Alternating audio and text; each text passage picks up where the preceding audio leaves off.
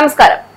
UDF മന്ത്രിസഭ വരുമ്പോൾ K Rama മന്ത്രിയാകുന്നു. തിരഞ്ഞെടുപ്പ് കഴിഞ്ഞതോടെ വടകര ഉറ്റുനോക്കുന്നത് ഇതിലേക്കാണ്.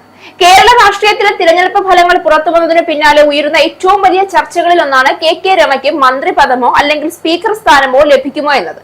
എന്നാൽ ഇതൊരു സാധാരണ സ്ഥാനചർച്ചയായി മാത്രം കാണാൻ കഴിയില്ല. കാരണം ഈ സാധ്യതയ്ക്ക് പിന്നിൽ വലിയ രാഷ്ട്രീയ സന്ദേശവും വികാരപരമായ ഒരു പശ്ചാത്തലവും ഒളിഞ്ഞിരിക്കുന്നുണ്ട്. MLA എന്ന നിലയിലുള്ള പ്രവർത്തനവും വടകരയിലെ UDF RMPI ബന്ധവുമെല്ലാം പരിഗണിക്കുമ്പോൾ രമയ്ക്ക് ഒരു മന്ത്രിസ്ഥാനം UDF നൽകാനുള്ള സാധ്യത ഏറെയാണ്.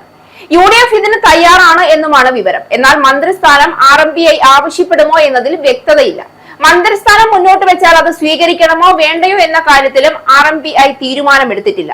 ഇക്കാര്യത്തിൽ പാർട്ടിയിൽ ഭിന്നാഭിപ്രായമുണ്ട് എന്നാണ് സൂചന. RMPI നിലവിൽ UDFന്റെ ഘടക കക്ഷിയല്ല. അസോസിയേറ്റ് അംഗമെന്ന നിലയിലാണ് പ്രവർത്തനം. ഘടകകക്ഷിയല്ലാത്ത നിലയ്ക്ക് മന്ത്രിസ്ഥാനം സ്വീകരിക്കുന്നത് ഉചിതമാണോ എന്നതാണ് RMPI നേതൃത്വത്തെ കുഴയ്ക്കുന്നത്. മന്ത്രിസ്ഥാനം സ്വീകരിക്കേണ്ടതില്ല എന്നാണ് പാർട്ടിയിലെ ഒരു വിഭാഗത്തിന്റെ അഭിപ്രായമെങ്കിലും പാർട്ടിയുടെ ഏതെങ്കിലും ഘടകങ്ങൾ ഇക്കാര്യം ചർച്ച ചെയ്യുകയോ ഇതിൽ തീരുമാനമെടുക്കുകയോ ഇതുവരെയും ചെയ്തിട്ടില്ല എന്നും റിപ്പോർട്ടുകളുണ്ട്. ഒരു വിഭാഗം അണികളും നേതൃത്വവും മന്ത്രിസ്ഥാനം സ്വീകരിക്കണമെന്നും വാദിക്കുന്നുണ്ട്. പാർട്ടിക്ക് ഇത് മുതൽക്കൂട്ടാകുമെന്നും അണികൾക്ക് ആത്മവിശ്വാസം പകരാൻ കഴിയുമെന്നുമാണ് ഇവരുടെ വാദം. ഫലത്തിൽ ഘടകകക്ഷിയല്ല എങ്കിലും ഒഞ്ചിയം, വടകര മേഖലകളിലെ ഒട്ടേറെ തദ്ദേശ സ്ഥാപനങ്ങളിൽ RMPI മത്സരിച്ചത് UDFുമായി ചേർന്നാണ്. ഒഞ്ചിയം, ഏറാമല പഞ്ചായത്തുകൾ UDFും RMPIയും ഒന്നിച്ചാണ് ഭരിക്കുന്നത്. ഇവിടെ ജനകീയ മുന്നണി എന്ന പേരിൽ മുന്നണി സംവിധാനമായാണ് UDFും RMPIയും പ്രവർത്തിക്കുന്നത്. ഈ മുന്നണി സംവിധാനം പക്ഷേ സംസ്ഥാന തലത്തിൽ ഇല്ല.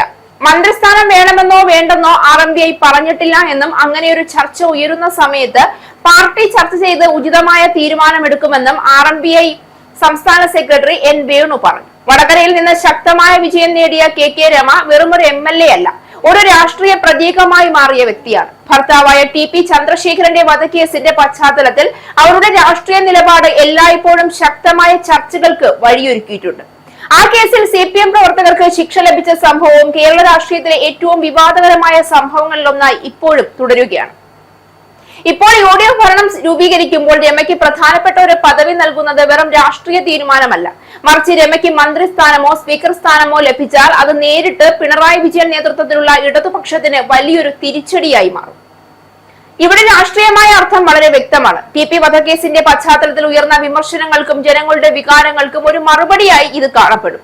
അതുകൊണ്ട് തന്നെ രമയുടെ ഉയർച്ച ഒരു വ്യക്തിപരമായ വിജയം മാത്രമല്ല, മറിച്ച് ഒരു രാഷ്ട്രീയ പ്രതികാരത്തിന്റെ ശക്തമായ തിരിച്ചുവരവാണ്. ഈ തീരുമാനം എന്തായാലും അതിന് വലിയ രാഷ്ട്രീയ പ്രതിഫലങ്ങൾ ഉണ്ടാകുമെന്നത് ഉറപ്പാണ്.